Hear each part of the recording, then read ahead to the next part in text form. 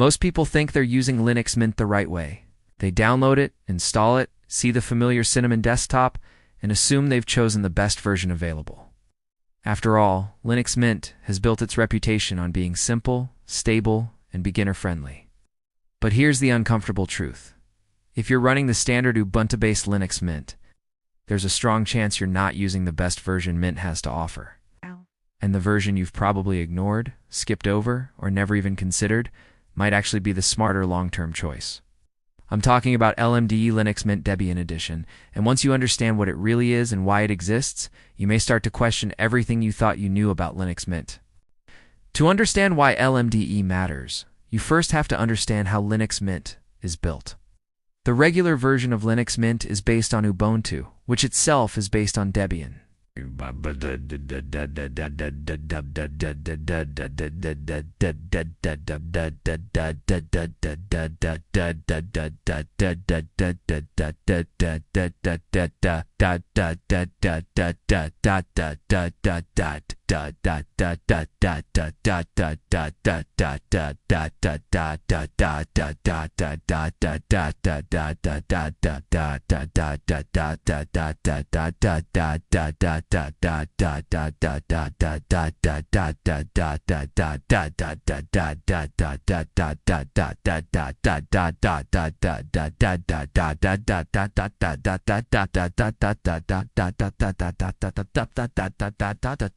You're essentially running Debian with Ubuntu modifications and then Mint's own layer of polish and tools on top of that.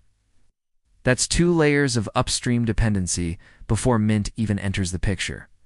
Ubuntu makes its decisions. Debian makes its decisions. And then Mint adapts to whatever those decisions are. Most of the time, that works fine. But it also means Mint's fate is partially tied to Ubuntu's direction. LMDE removes one of those layers. Instead of building on Ubuntu, it builds directly on Debian. That might sound like a small technical detail, but it changes the entire foundation of the system. There's no canonical in the middle. There's no Ubuntu-specific packaging decisions. No reliance on Ubuntu's release cycle. LMDE is Mint standing directly on Debian's shoulders without an intermediary.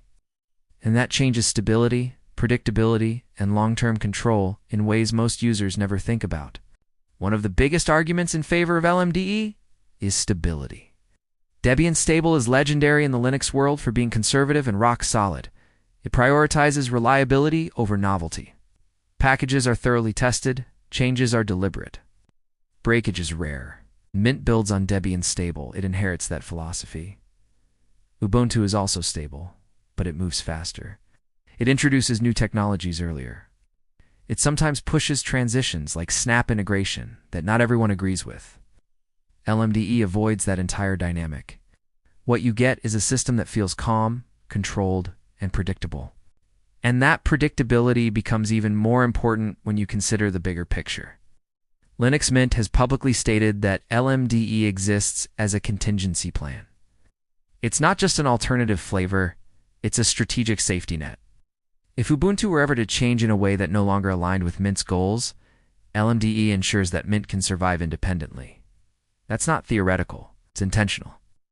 LMDE proves that Mint is not completely dependent on Ubuntu. And if you care about long-term sustainability and independence in open-source projects, that should matter to you. Another point most users overlook is performance consistency. Because LMDE is built on Debian Stable without Ubuntu's additional layers, some users report a slightly leaner feel. Boot times can be marginally quicker. Background services can be fewer. The system can feel tighter. It's not night and day, but it's noticeable if you're paying attention. There's something appealing about a system that feels closer to the metal, closer to upstream, without extra abstraction. Then there's the snap issue. Ubuntu has aggressively pushed snap packages in recent years. Whether you like snaps or not, the fact remains that Ubuntu integrates them deeply into the system. Linux Mint has openly resisted this direction. In fact, Mint disables snap by default in its Ubuntu-based editions. But here's the thing, when you're based on Ubuntu, you're constantly working around Ubuntu's decisions. With LMDE, that friction disappears entirely. There's no snap push to resist in the first place. The base system simply doesn't revolve around it. Software availability is often raised as a concern. People assume that because Ubuntu is so popular, it must have better software compatibility. And in some niche cases, that's true. Certain third-party vendors package specifically for Ubuntu LTS releases. But Debian Stable is hardly obscure. It's one of the most widely supported Linux bases in existence. Most applications that run on Ubuntu will run on Debian with minimal or no modification. And because LMDE uses Mint's own repositories for desktop components and tools, the user experience remains almost identical to regular Mint. That's the fascinating part, from a surface perspective. LMDE looks and feels just like standard Linux Mint. You still get Cinnamon, you still get Mint's update manager.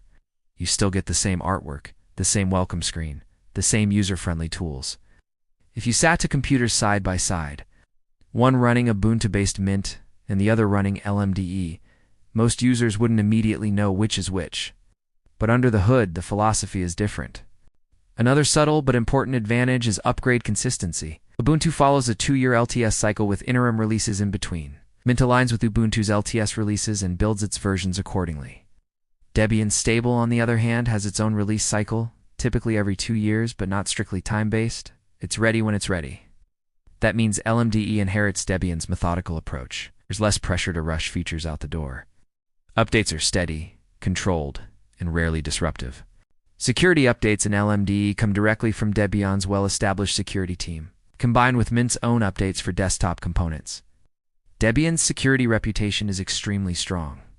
Critical vulnerabilities are patched carefully and consistently.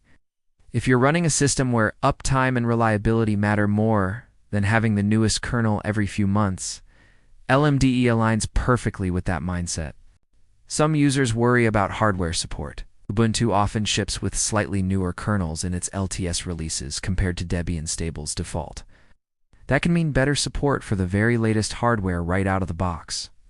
So yes, if you've just bought a brand new laptop with cutting-edge components, Ubuntu-based Mint might detect everything more easily on day one. But Debian isn't frozen in time. Backports exist.